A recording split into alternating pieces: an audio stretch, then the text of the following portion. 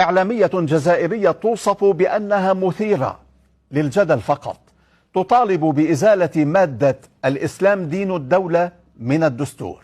أزيل مادة الإسلام دين الدولة. هذا بحرية التعبير، بحرية كذا، ولكن باش يمس الثوابت نتاعنا اللي هي أساسها الدين، دين الإسلام، الدين يبقى دين الدولة.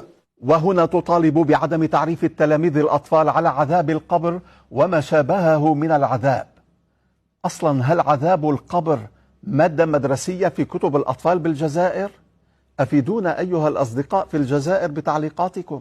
عذاب القبر وكل ما شابه ذلك من دروس يجب أن تلغى لأنها تثير رعب الأطفال. ما أعرفه هو أن معظم الأطفال أول ما يخافون منه في المدرسة هو معلمة متسلطة خشنة كالمنشار أشبه بجلاد جائع.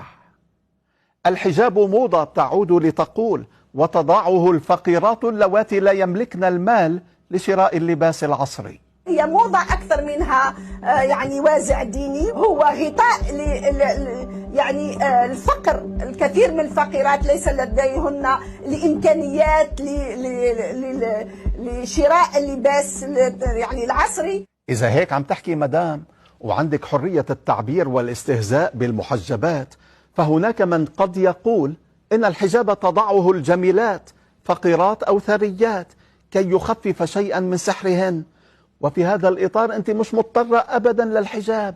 يعبر أحدهم بمحبة ورقي ولا شأن لي بكلامه أبدا. بدنا نتعود نعلي السقف بالتعبير السلمي الكيوت، ووسائل التواصل الاجتماعي مفتوحة للجميع.